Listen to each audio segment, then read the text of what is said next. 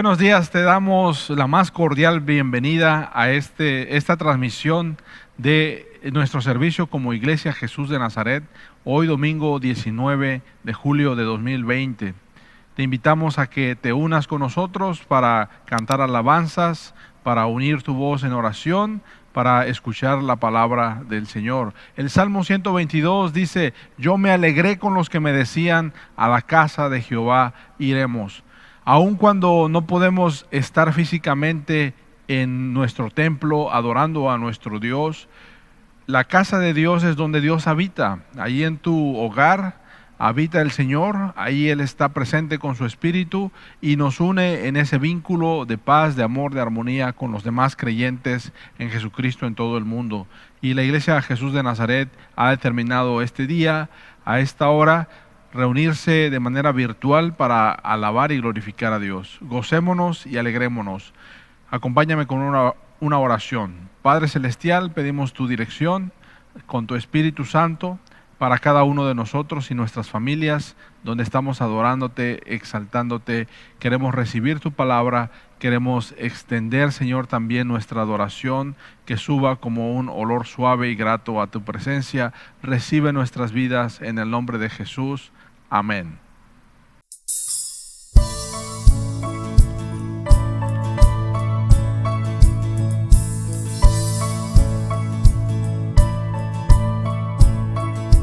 Aunque yo esté en el valle de la muerte y dolor, tu amor me quita todo temor. Y si llego a estar en el centro de la tempestad, no dudaré porque estás aquí y no temeré del mal, pues si Dios conmigo está, y si Dios conmigo está, ¿de quién temeré? ¿De quién temeré? No me soltarás en la calma o la tormenta.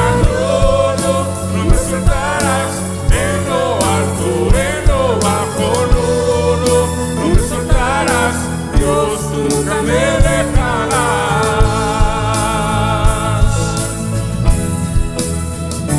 Puedo ver la luz que se acerca al que busca de ti, gloriosa luz cual otra no hay, y terminará los problemas cuando llega el fin, viviremos conociéndote a ti, Y no temeré del mal, pues si Dios conmigo está, y si Dios conmigo está, ¿de quién temeré? ¿De quién temeré? No me soltarás en la calma o la tormenta. No me soltarás en lo alto, en lo bajo. No me soltarás, Dios, nunca me dejarás.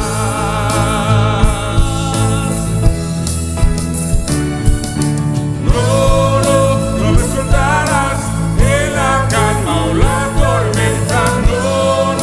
No me soltarás en lo alto, en lo bajo. No me soltarás, Dios, tú nunca me dejarás.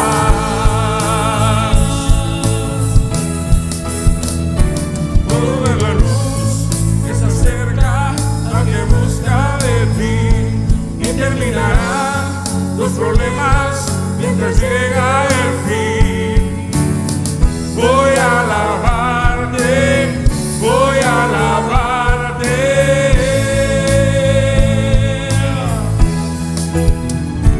Puedo ver la luz que se acerca a que busca de ti, y terminarán los problemas mientras llega el fin. Voy a alabarte, voy a alabarte.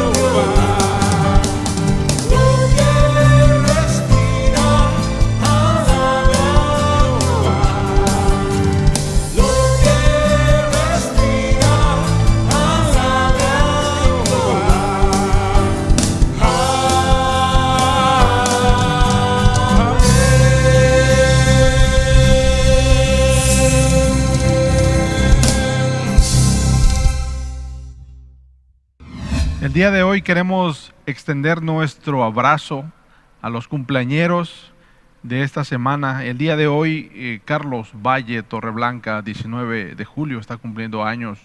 Carlitos, te mandamos un abrazo. 21, Gildardo Conejo Romero, amado hermano, un abrazo por tu cumpleaños. Norma Ochoa, campechano también, o Normita, el día 21. El 23, Alejandra Tavares Ramírez. Y el 24, Diana López Gómez. 25, Valentina Cruz Alejandro. Estamos enviando nuestras felicitaciones a los cumpleañeros y queremos que el mejor regalo que puedan disfrutar, aparte de los bienes materiales, la familia, sea el regalo de la presencia de Jesucristo, que por pura gracia nos inunda, nos llena. Un abrazo. Y el día de hoy queremos hacer oración. Queremos que nos acompañes a orar. Vamos a tomarnos un tiempo para interceder por aquellos que están enfermos. Tú los conoces por nombre, aquellos familiares, amigos que están padeciendo los estragos de este coronavirus. Nos acordamos de don Nexar García, tío de mi esposa, también don Arturo Chávez, que está internado, el tío de mi esposa también, y algunos de otros amigos que sabemos que están enfermos o padeciendo, convaleciendo. Que Dios los sane, les ayude a recuperarse. Estamos orando, estamos intercediendo. El grupo de intercesión se reúne virtualmente para orar por todas las peticiones que nos hacen llegar. Estamos tocando a la puerta del Señor continuamente por nuestros enfermos y agradeciendo también cuando hay recuperación en la salud de las personas por las cuales hemos orado. Acompáñame a orar ahí en tu lugar. Padre Celestial, en el nombre de Jesús, nos acordamos de don Nexar García Rizo, también el doctor Arturo Chávez. Los ponemos en tus manos, Señor. Ellos han pasado ya muchas semanas internados en recuperación, en cuidado intensivo, Señor, que pronto puedan salir y recuperarse. Así como ellos, oramos por aquellas personas que están padeciendo, Señor, los estragos de este virus, ya sea en casa, ya sea en algún lugar, Señor, hospitalario, recibiendo la atención y estando aislados de sus seres queridos. Es una presión muy fuerte, muy grande que está sobre el cuerpo, el alma, los pensamientos, los sentimientos de nuestros hermanos, pero que tu Iglesia Jesús de Nazaret pueda seguir continuamente delante de tu presencia, intercediendo por los enfermos. Oramos, Señor, por nuestra ciudad y puerto de Acapulco, por el estado de Guerrero. Ahora, con esta nueva normalidad, necesitamos la sabiduría tuya. Como Iglesia Jesús de Nazaret, cuando también podríamos abrir, danos ese permiso para hacerlo de manera sabia. Y también que la economía de nuestra ciudad y de nuestro estado se reactive de una manera honesta, de una manera que te glorifica y que te bendice, Padre. Bendice la economía de mis hermanos en sus talleres, en sus restaurantes.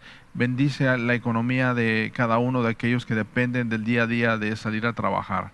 Que no falte el pan de cada día en sus mesas, Señor, y que ellos puedan experimentar tu paz y tu provisión y tu cuidado desde ahora y para siempre, Señor. Es nuestra oración.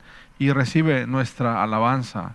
Te damos gracias por todo lo que tú has hecho por nosotros, que nos mandas la lluvia en medio de estos días tan calurosos, envías tus nubes, tu viento, tu frescura y refresca la tierra en nuestra ciudad, nuestro puerto de Acapulco. Gracias, Padre, por este día. Te bendecimos en el nombre de Jesús. Amén.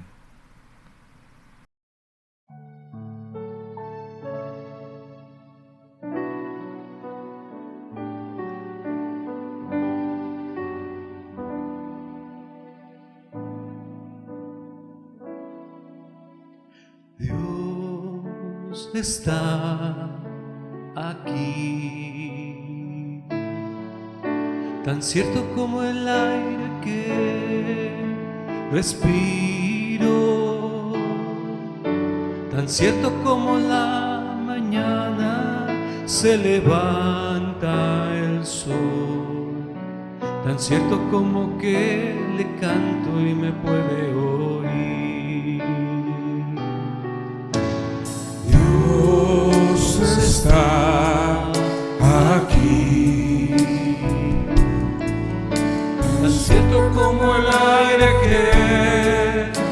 respiro, tan cierto como la mañana se levanta el sol, tan cierto como que el canto me puede oír. No puedo sentir a tu lado en este mismo Instante que puedes llevar muy dentro de tu corazón. Te puedes hallar en esa prueba que tienes. Jesús está aquí, si tú quieres le puedes seguir. Dios está aquí, tan cierto como el aire que respiro, tan cierto como la mañana se levanta el sol, tan cierto como que le canto y me puede oír. Le puedes sentir a tu lado en ese mismo instante, le puedes llevar muy dentro de tu corazón, le puedes hallar en esa prueba que tienes. Jesús está aquí, si tú quieres le puedes seguir. Santo, santo, santo, mi corazón te adora, mi corazón te sabe decir, santo eres tú. Santo eres tú, santo eres tú.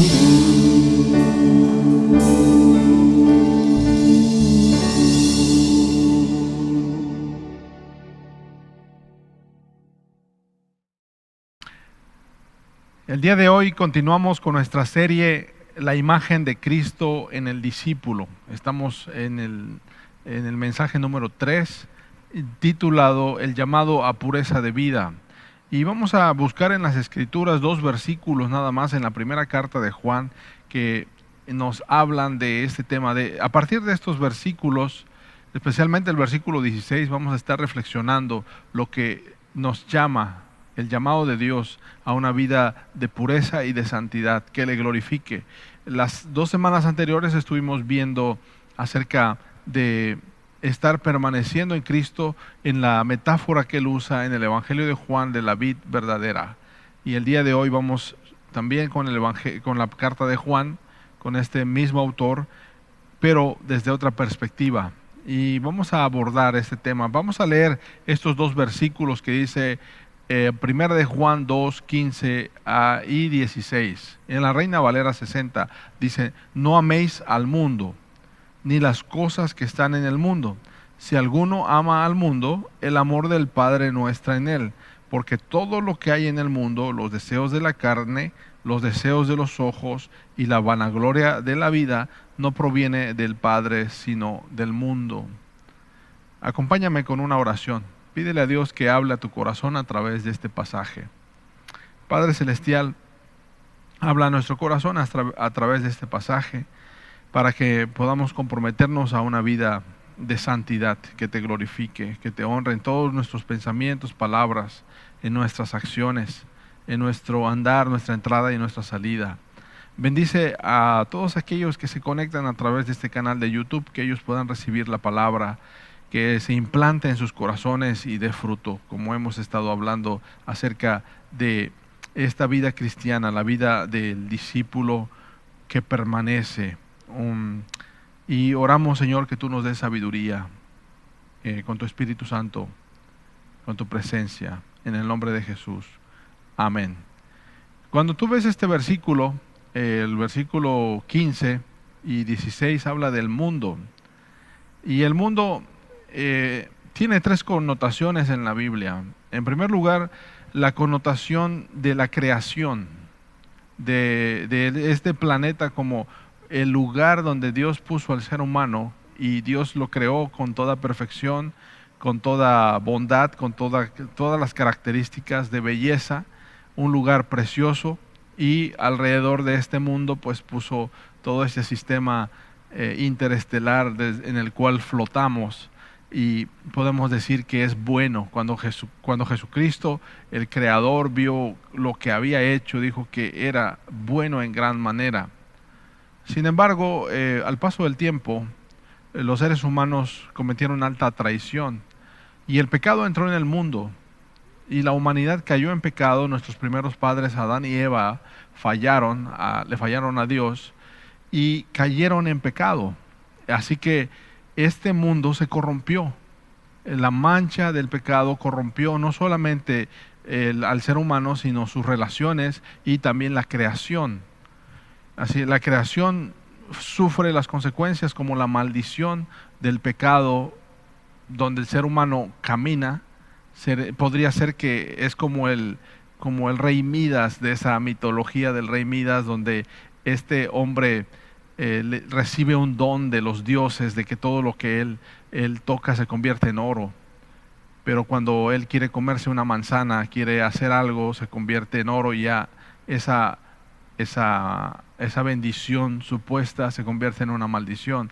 Y seremos como un rey Midas a la inversa, que donde está el ser humano, llegamos y traemos destrucción al ecosistema, rompemos relaciones unos con otros. Y entonces ese mundo puede representar a toda la humanidad caída, todos los seres humanos, pero también representa un sistema que es contrario a Dios. Por naturaleza es un sistema que se opone a Dios, que cuando hablamos acerca de Dios, hablamos acerca de Jesucristo, ellos sienten un rechazo. Cuando tú mencionas a Jesucristo, ellos sienten rechazo y dicen: otra vez vas a hablarme de religión, otra vez vas a hablarme de tu Dios, otra vez vas a hablarme de la Biblia. Entonces ese sistema que está bajo el poder de Satanás, ese es el mundo del que habla este versículo, no de la creación, no del planeta Tierra, sí de la humanidad caída, sí de todos los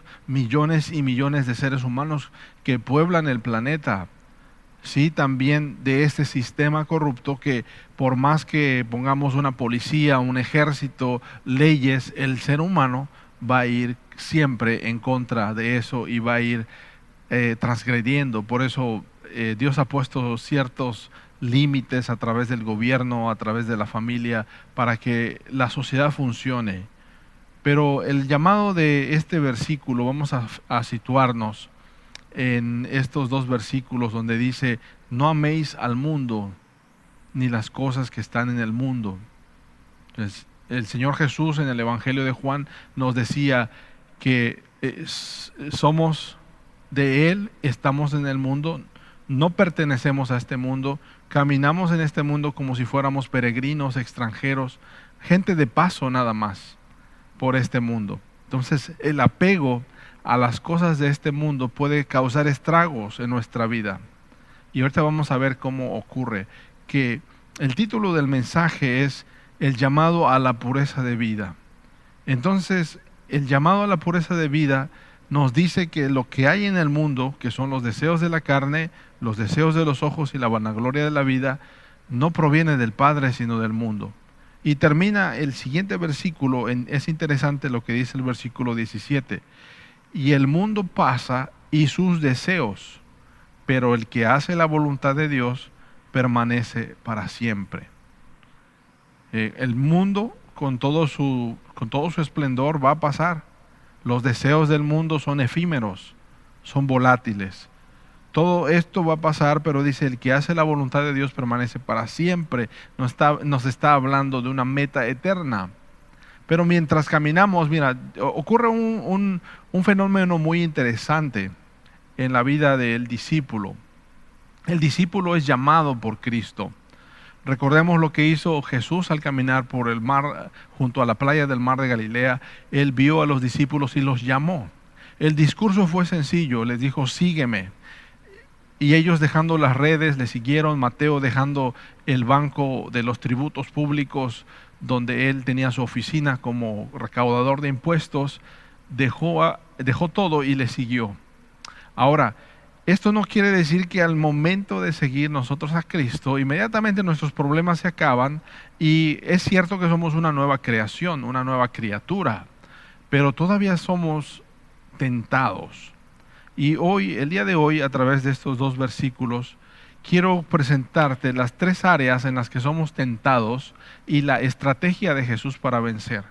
O sea, la tentación que viene al discípulo por la vieja naturaleza de las cuales nos estamos despojando y revistiéndonos de una nueva naturaleza, en el lenguaje de Pablo, revistiéndonos del nuevo hombre creado por Dios y desvistiéndonos y quitándonos el ropaje de esa naturaleza pecaminosa con sus malos deseos, nos está tentando continuamente para que no caminemos en santidad, para que no le honremos, para que no guardemos la pureza de nuestra vida.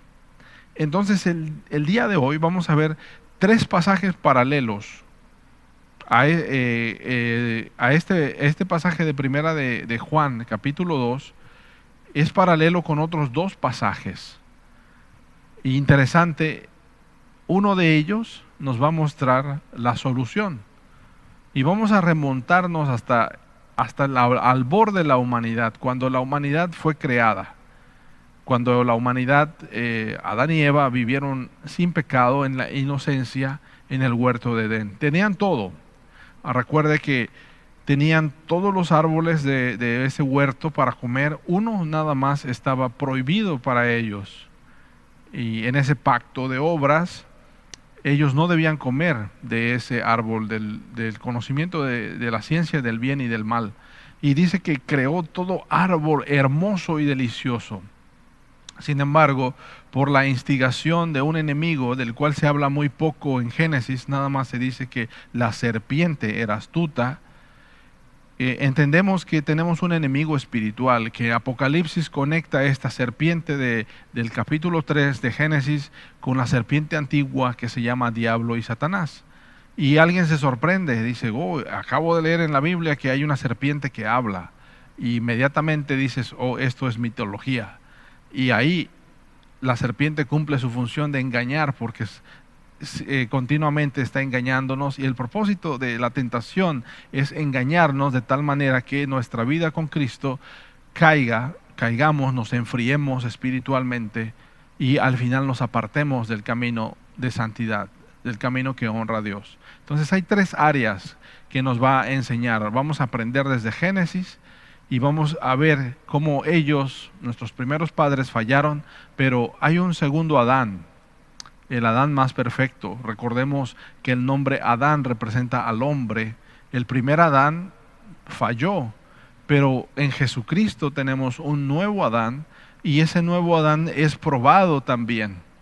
Y al ser probado, él pasa la prueba, él pasa la tentación. Y vamos a ver esos pasajes que nos van a dar luz. Y quiero que me acompañes en este primer punto. El primer punto, somos nosotros tentados a dejar el camino de Dios cuando somos guiados por nuestros propios deseos. Cuando lo que nos guía son nuestros propios deseos. Y esto lo dice el versículo 16. Los malos deseos del cuerpo. No quiere decir que todos los deseos que tenemos son malos, pero ¿en qué momento un deseo se convierte en malo? Y vamos a ver esto que ocurrió en el huerto de Edén. Si tú ves el pasaje paralelo a 1 de Juan 3:16, es Génesis capítulo 3. Estamos hablando de la mujer, que la serpiente era astuta más que todos los animales del huerto. Esa serpiente hablaba, ¿sí?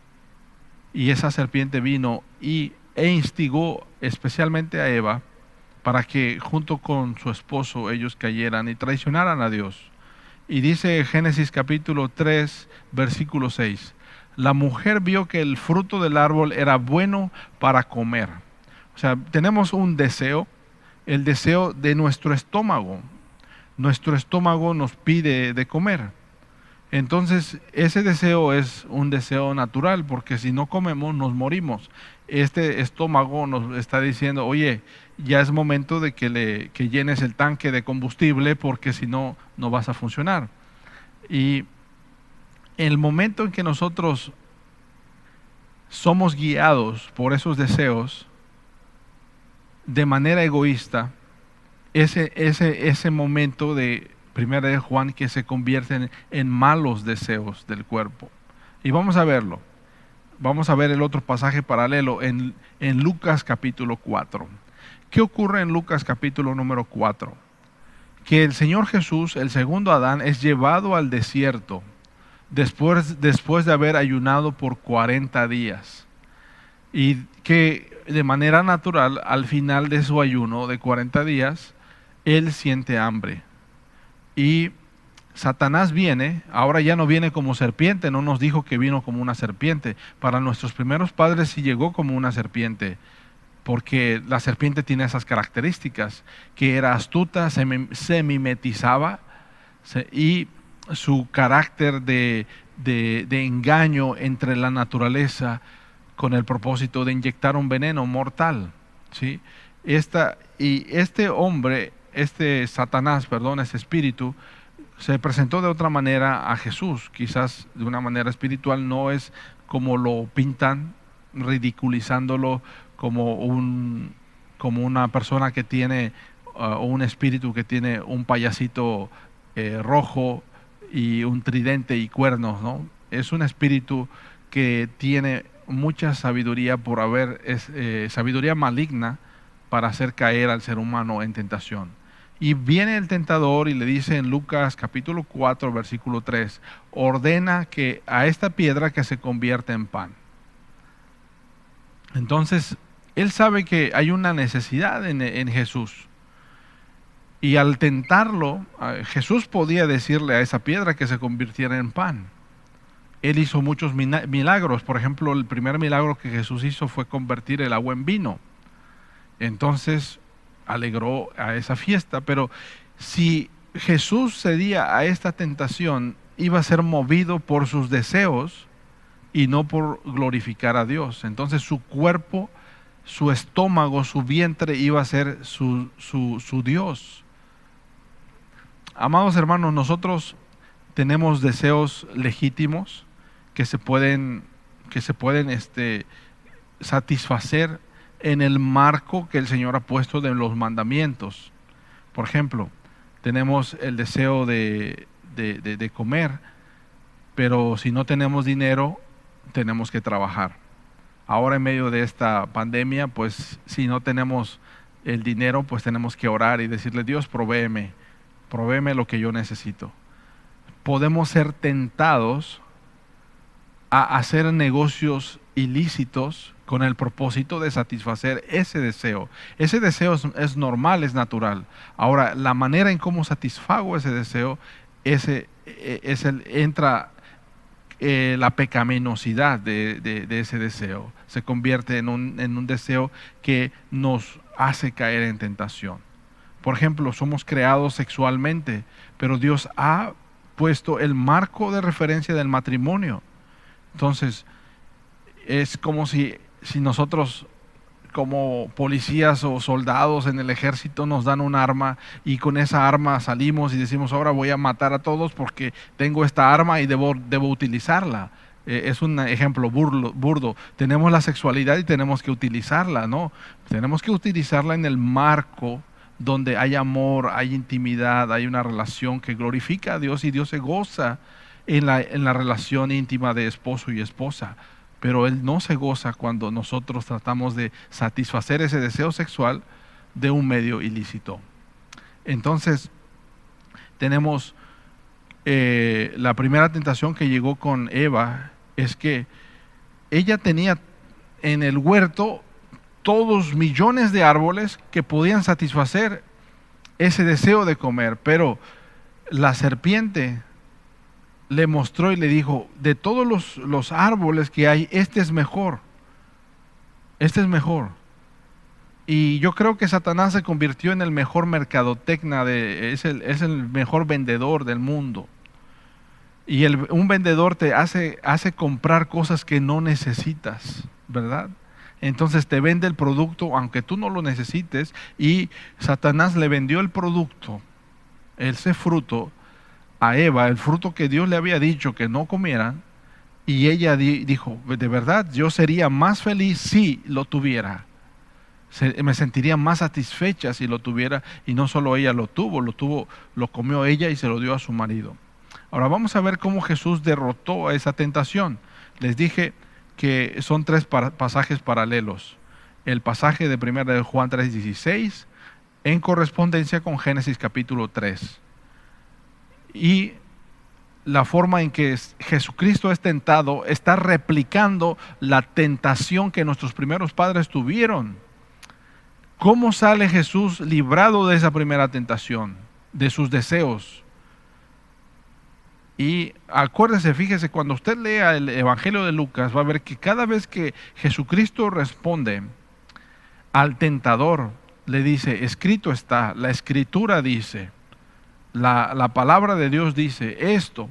Entonces la respuesta de Jesús ante esta tentación le dice, no solo de pan vivirá el hombre.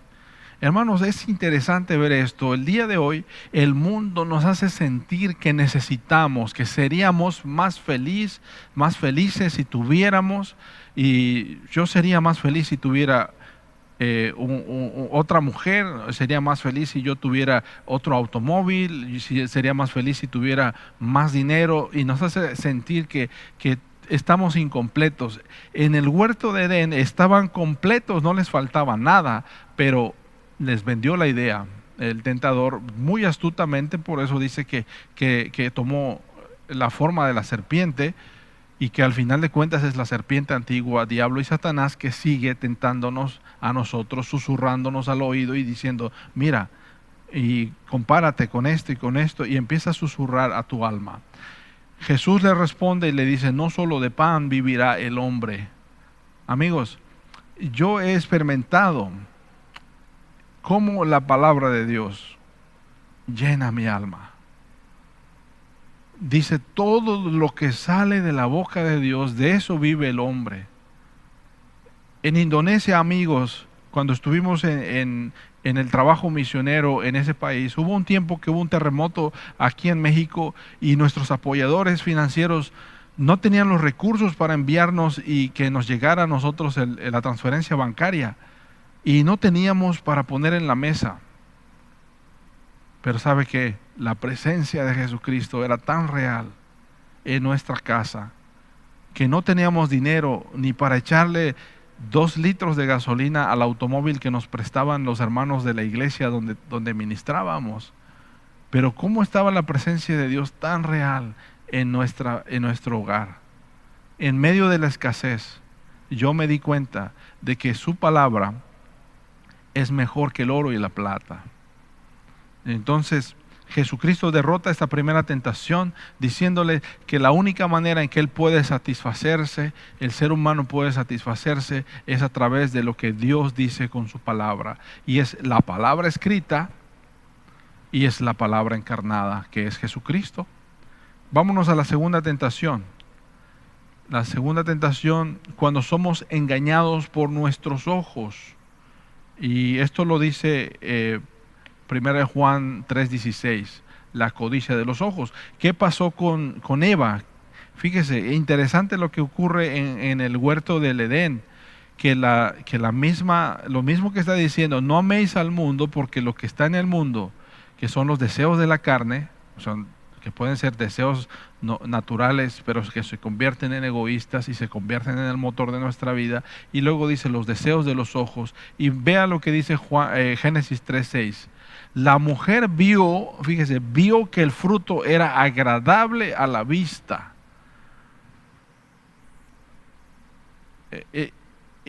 los ojos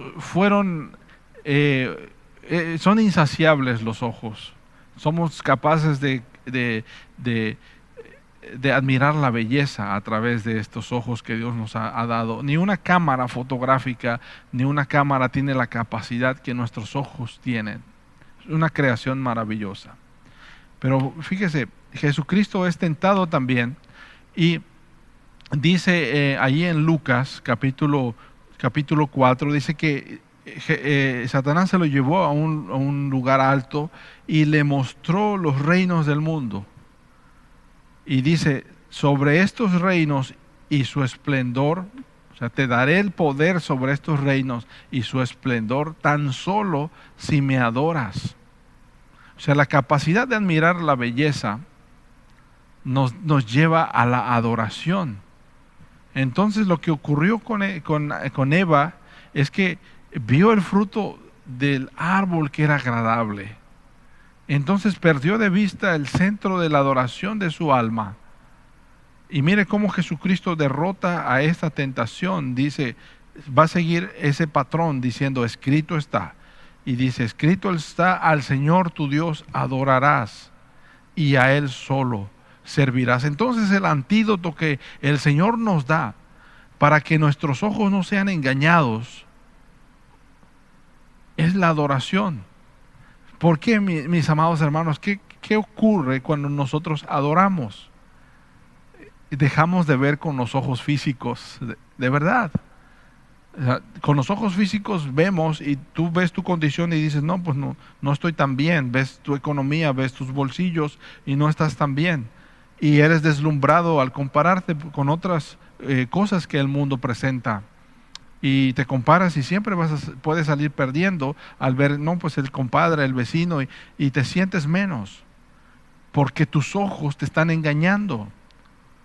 Lo que tus ojos ven te engañan. Por eso Jesucristo, cuando le responde a Satanás en la segunda tentación, le dice, al Señor tu Dios adorarás. Es decir, la adoración abre nuestros ojos espirituales porque vemos a Dios. No lo vemos físicamente, pero en los ojos de nuestra fe pueden ver al Creador. Y no solamente como Creador, sino también como Redentor, como el Salvador del mundo, el Señor. No solamente Dios es el Creador, es el Señor de nuestra vida. Y cuando lo adoramos, cuando exaltamos su grandeza, cuando le servimos, nos vacunamos en contra del engaño de nuestros ojos. Vamos a la tercera tentación, la tercera área donde somos tentados. Y somos tentados por la soberbia. En 1 de Juan 3:16 habla de la arrogancia de la vida. Esta arrogancia o esta soberbia tiene una característica muy, muy especial. Mire, la tentación en el huerto de Edén, en Génesis 3:6 dice, era deseable para adquirir sabiduría. Estaba diciéndole Satanás, mire, es que este fruto nos ha sido vedado porque el día que nosotros lo comamos moriremos. Y Satanás le dice, ¿sabes qué? No es cierto. Lo que ocurre es que cuando tú comas estos serán abiertos sus ojos y serás como Dios. ¡Wow! Fíjese que es una de las tentaciones más grandes que el ser humano ha recibido. El momento de declarar tu independencia de Dios. En decir, ¿sabes qué? Ya he llegado a la madurez y yo no necesito a Dios. Dios es para los débiles. Y es cierto, Dios es para los débiles, por eso estamos aquí, porque somos débiles, porque reconocemos nuestra dependencia de Dios, que sin Él nos morimos. En el momento que tú declaras tu independencia de Dios, va a pasar lo que entra en la tentación. Capítulo 4:9 de Lucas, que lo lleva al pináculo del templo, y le dice, échate, lánzate hacia abajo, porque escrito está. Mire, Satanás, si hay alguien que sabe de memoria las escrituras, es Satanás. Y está citándole el Salmo número 91. El Salmo 91 es muy famoso en tiempos del coronavirus porque habla de que si moramos bajo la sombra de sus alas, No temeremos el terror nocturno, ni saeta que vuele de día, ni pestilencia, ni coronavirus que ande en la oscuridad. Jesús tenía la capacidad de convertir la piedra en pan y comérsela, pero no lo hizo. ¿Sí? Sabía que su satisfacción venía de parte de Dios directamente. Jesús podría bien postrarse ante Satanás y decirle, ¿sabes qué? Si es cierto, Satanás, yo voy a querer este mundo sin el camino de la cruz. Y se postra y adora, pero iba a perder. ¿Sí? Porque Satanás iba a tener la preeminencia en ese momento y no iba a escoger el camino de la cruz, siendo Dios mismo. Y ahora en la otra parte, Jesús puede lanzarse desde el pináculo del templo y cuando cae no le va a pasar nada, porque es Dios mismo. Pero mire cómo contesta: no pongas a prueba al Señor tu Dios. Todos los días vamos a ser tentados a dudar de que Dios nos ama. Satanás usó las Escrituras para tentar a Jesucristo. Y todos los días las voces en tu oído te van a decir, ¿sabes qué? Si Dios te amara, no estarías pasando lo que te está pasando ahorita.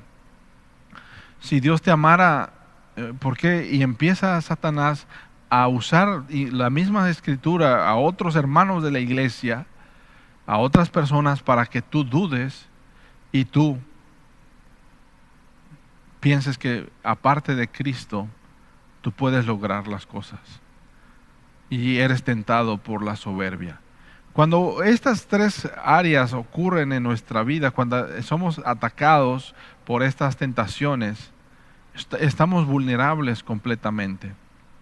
Entonces, al ver cómo se desarrollan estos tres pasajes, tienen ese paralelismo, no hay coincidencia, sino es una prueba de la inspiración de Dios, como Génesis capítulo 3 y como Lucas capítulo 4 y como 1 Juan capítulo 3 versículo 16 nos dan este paralelismo de cómo actúan las tentaciones en nuestra vida y cómo Jesucristo las derrotó. ¿Sí? Adán y Eva fallaron en el huerto de Edén, fueron expulsados y a partir de ese momento empezó un peregrinaje de tristeza, de amargura, de quebranto del ser humano hasta el día de hoy. Pero Jesucristo, el segundo Adán, vino y derrotó al tentador, derrotó a la tentación y nos dio la metodología, nos dio su metodología, que es su palabra. Su palabra indica que esta palabra todavía es viva para nosotros. Una de las tareas que debemos tener como Iglesia Jesús de Nazaret es leer de manera sistemática la palabra de Dios. Esa sería una lectura informativa. Debemos darle vuelta y vuelta a la Biblia desde Génesis hasta Apocalipsis.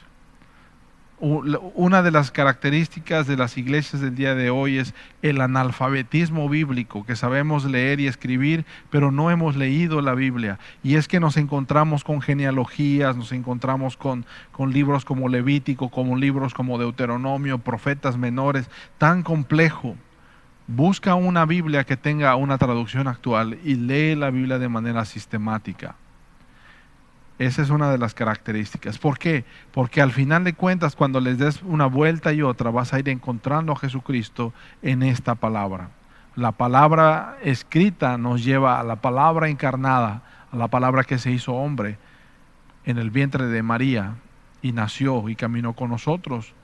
Nos mostró el camino y la forma de vencer las tentaciones. Y a mí me gustaría terminar en esta mañana el mensaje con un desafío, con un examen de Jonathan Edwards, para ver si estamos caminando en pureza de vida al vencer las tentaciones. Que este examen son cinco puntos que nos examinamos. Vamos a examinarnos con el primer punto.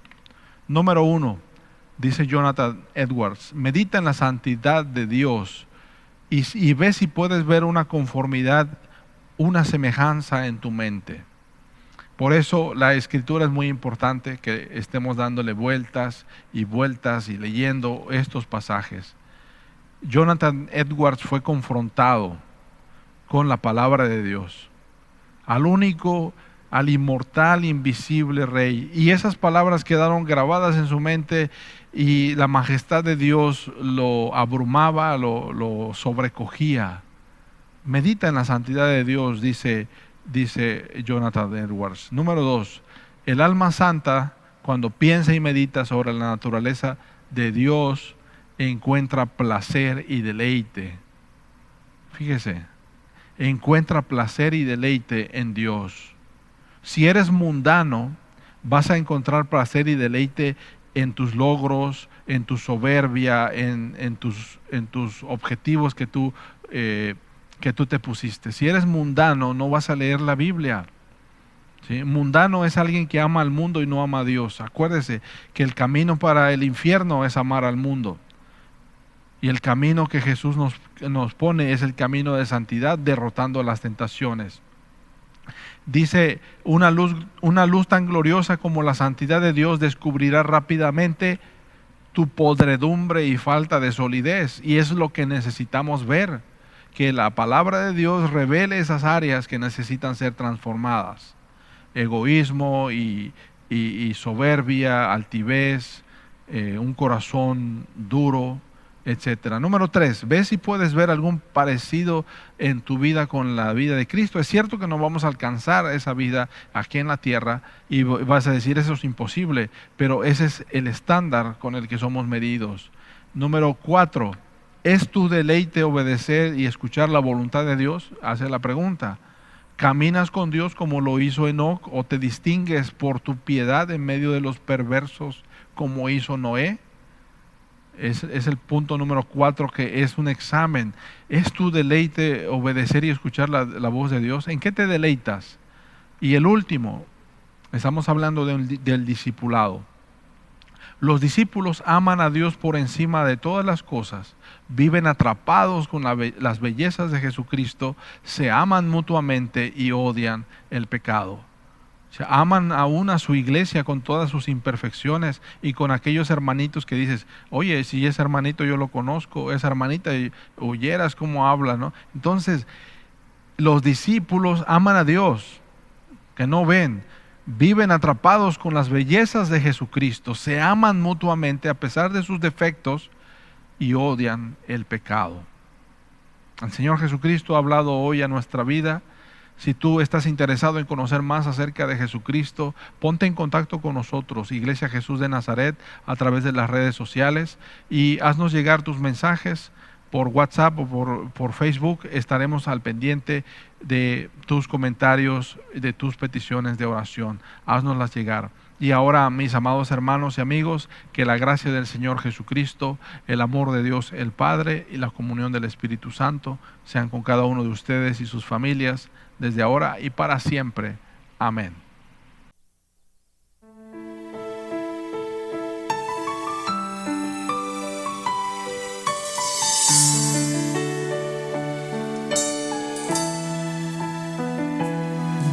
Es el Dios de toda gracia que nos llamó a su gloria eterna, os perfeccione y afirme, fortalezca y establezca. Mas el Dios